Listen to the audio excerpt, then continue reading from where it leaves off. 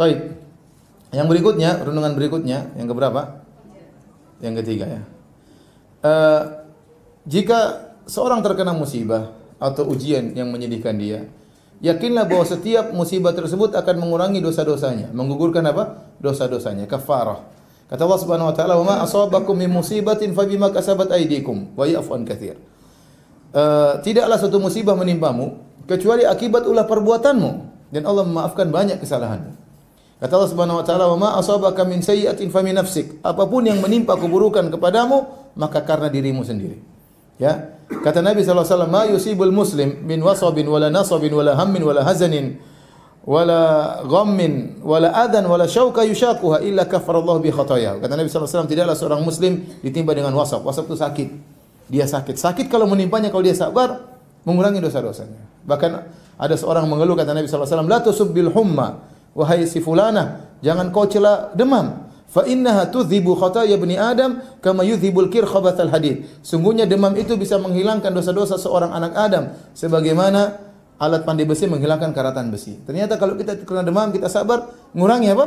Dosa-dosa kita. Kalau demam saja mengurangi dosa-dosa, apalagi yang lainnya. Seorang kalau terkena musibah, kena sakit, sabar. Karena penyakit yang dialami itu ternyata mengurangi dosa-dosanya. Jangan mengeluh, jangan kemudian protes, jangan, sabar. Kita berobat, bukan berarti kita enggak berobat. Tetapi dalam usaha kita berobat, dalam usaha kita menyembuhkan diri, kita bersabar. Karena tidaklah penyakit menimpa kita kecuali akan mengurangi dosa-dosa. Kata Nabi sallallahu alaihi wasallam, "Wala nasabin." Bahkan keletihan yang dia rasakan. Dia kerja, mungkin berjam-jam kerja untuk mencari nafkah buat anak istrinya.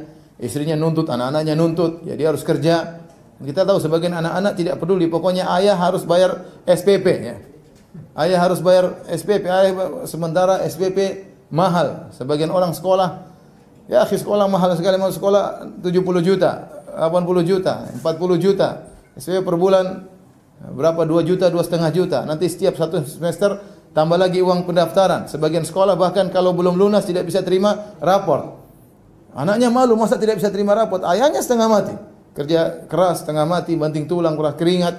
Semua keletihan yang dia rasakan, kalau diniatkan karena Allah, akan menghapuskan apa? Dosa-dosanya. Tambah pahala dan menghapuskan dosa-dosanya. Kata Nabi sallallahu alaihi wasallam, "Wala nasabin wala hazanin." Seluruh kesedihan yang dia rasakan tentang masa lalu yang dia ingat-ingat, yang menimpanya, ya kehidupan, dalam kehidupannya ujian banyak, tentang keluarganya, tentang anaknya mungkin, tentang ekonominya, tentang perusahaannya, tentang yang buat dia sedih. Kalau dia ingat itu semua, maka ini akan mengurangi dosa-dosanya.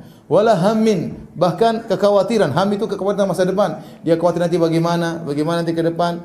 Dia bersabar, ya. Kalau dia bersabar, maka akan mengurangi dosa-dosanya. Kemudian wala ghammin. Ghammin itu apa? Kegelisahan. Tahu-tahu hatinya gelisah, tidak tenang. Ada apa ini? Kalau dia hadapi karena Allah Subhanahu wa taala, maka akan mengurangi dosa-dosanya. Wala adzan. Tidak ada gangguan pun menimpa dia. Ada orang menjatuhkan dirinya, ada orang menuduh dia tidak. Ada orang mengambil hartanya, ada orang mengganggu fisiknya, ada orang melukainya. Semua gangguan yang mengenai dirinya, kalau dia hadapi dengan sabar, maka akan mengurangi apa? Dosa-dosanya. Wala syauka yushaquha, bahkan duri yang terkena kakinya akan mengurangi dosa-dosanya. Dalam hadis, senantiasa seorang hamba diberi ujian oleh Allah sampai dia berjalan di atas muka bumi, tidak ada satu titik dosa pun yang ada pada dirinya. Kenapa? Dia selalu disucikan oleh Allah Subhanahu wa taala. Oleh karenanya, tatkala kita tahu segala yang tidak kita sukai, ya, itu ternyata mengurangi dosa-dosa kita, maka membuat kita lebih bersabar. Ya, memang siapa di antara kita tidak punya dosa? Kita semua punya dosa, ya. Apalagi zaman sekarang, ya, dengan dunia medsos, siapa yang tidak punya dosa? Ya. Kita saja buka YouTube, ya, mau nonton ustaz ceramah, sebelahnya kadang cewek-cewek, ya. Jadi kita alhamdulillah astagfirullah. Dan kenyataan seperti itu. Terkadang kita nonton ustaz ceramah, tahu-tahu iklannya cewek. Kemudian dengan seksinya luar biasa, ya. Kadang-kadang kita nonton berita politik, yang bawa berita cantik jelita, ya, dan macam-macamnya. Kita nonton berita, tidak ada nonton berita sambil astagfirullah. Enggak ada, semuanya pasti melotot. Nonton dengan tegang, ya. Dan itu semua dosa, ya. Semua dosa, ya. Belum kita komentar, ini analisa politik yang ngawur, ngomong bicara sembarang. Intinya dosa kita itu banyak. Kalau kita terkena musibah wajar. Tapi itu semua akan mengurangi apa? Dosa-dosa kita.